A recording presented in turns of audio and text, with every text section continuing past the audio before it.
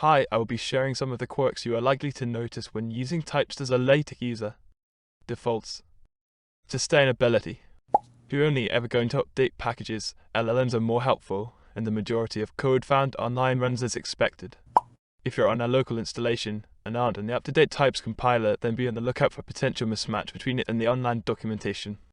Because of how fast Typst is evolving, you will find LLMs to be mistaken far more often.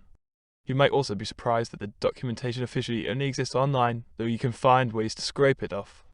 Novelty value. It's very unique, which goes to show how it stood the test of time. It's some sort of joint effort to bring the best of typesetting experiences to one place. Because of how the type syntax came to be, some aspects of it may be falsely reminiscent of Markdown, which can be frustrating. For example, the headers being done with equal signs instead of the number signs, and the link functions being written like so compared to Markdown's way, where the order of brackets is reversed. Page layout. Page numbering and justified text alignment are enabled by default. You have to turn both on by yourself. Syntax. Commands and functions. Backslashes are used everywhere to denote commands. Number signs are used to denote code mode from where you would execute functions and computations overall. Once inside either code mode or mass mode, it's wrong to continue on prefixing the number signs. So if you're in the default markup mode, you transition over to code mode with this, or more commonly this. Symbols. There's usually only one way of typing out symbols. A few symbols appear to have somewhat redundant twins. On the bright side, a single Unicode character can often be used to type out such a symbol, though inserting it usually isn't the fastest way, as you have to use copy-paste if you don't know the code. Modes. Stemming from the absence of data types, LaTeX doesn't really have distinct modes of writing other than maths, of course. It's safe to say you won't find the smallcut command in a different form anywhere in the document. Types modes, however, might confuse you at the start, as you'll write nested commands like this instead of the noticeably shorter form. But if you wanted to have text after small caps, you would probably want to write this. Overriding. Existing settings of a command can usually be overridden through renewing that command or by creating your own macro from a combination of commands. To overrule pretty much any function's default settings, you can use the keywords show and set. At times, the difference between the two rules can seem non-existent. Units. A space can be added between values and their unit.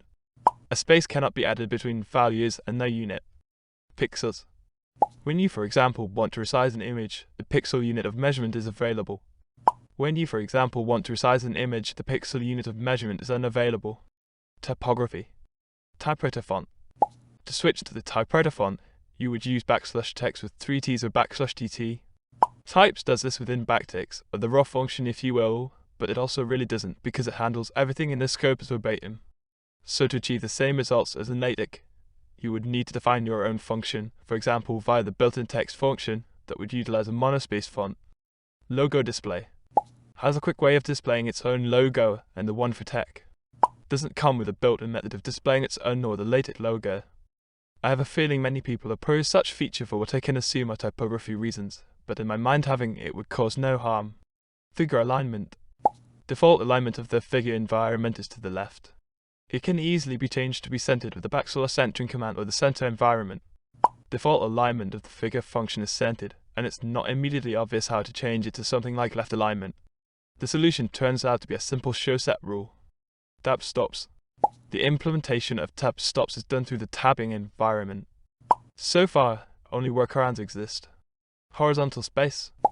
Comes with many predefined horizontal spaces.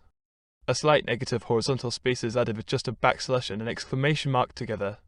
Likewise, there's a plethora of keywords available for inserting individual horizontal spaces with Typst.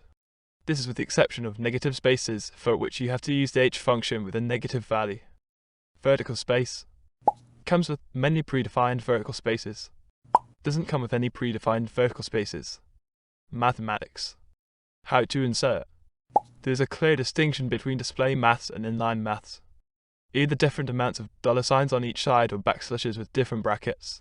Only a pair of spaces, new lines or a combination of both separates the syntax for display maths from inline maths, which some may argue is easily overlooked. Left alignment. The document class option for flushing all equations to the left is very handy. A slightly longer way of doing so is possible with Typst. Symbols. It's rare for a mathematical symbol to be missing from LaTeX. Surprisingly, an approximately equal sign, more precisely the one known as approaches the limit of \eq in LaTeX, is at the moment missing for whatever reason, so it needs to be separately created. All display masks. Inline masks can universally inherit display mask size via a simple command. Inline masks can universally inherit display mask size via a more verbose command. Join characters. In the whole of LaTeX, phrases only act as commands when they are prefixed in a certain way. Whenever you want a couple or more italicized characters in plain mask mode to stick together, a space in between is necessary, otherwise they are mistreated. Subscript and superscript. I contemplated adding this to the list, but it's well known that LaTeX has a firmly established mask formatting style. At least at the time of making this video, Typst is deciding on the many other ways of mask interpretation to best satisfy the user experience. As the title here suggests, the deliberation revolves around subscript and superscript masks. Filling space. Filling all available horizontal or vertical space is done anywhere with \hfill or \vfill. Filling all available horizontal or vertical space is done similarly, however it fails in math mode. I think it's safe to assume at least the horizontal spacing will be resolved very soon.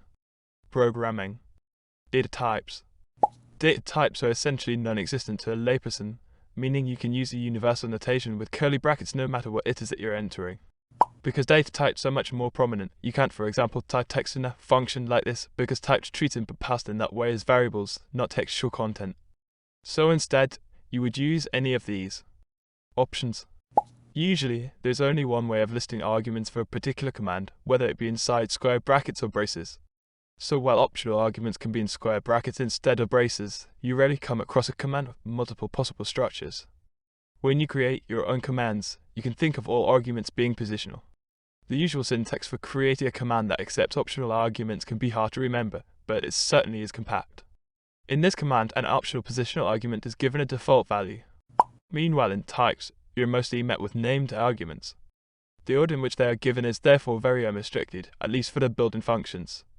A few optional arguments of those functions, such as text size, fill colors, and paper size, can be given as either a named or a positional argument, and their order still doesn't matter. You may give arguments a default value, and with that they become optional, but they will remain named, meaning that in order to change the default value when calling the function, you will always need to pass them along with their name. As of now, this means that if you have a function myTest, you have to call it like this or this, not this or this. However, to allow an arbitrary amount of arguments, which isn't something you can do as easily in LaTeX, you just append the so-called argument string to your function. Miscellaneous. Literal file insertion. An entire plain text file, most commonly the preamble, can be inserted with \input. There is no plain text insertion. Language. The Babel package introduces support for language translations by providing it with the full name of your desired language. The language option from text only accepts 2 or 3-letter ISO abbreviations of a chosen language. If you enter an invalid language code, the compiler lets you know. But even when the compiler doesn't warn you, you won't know for sure if you entered the desired language until you see the expected change come into effect.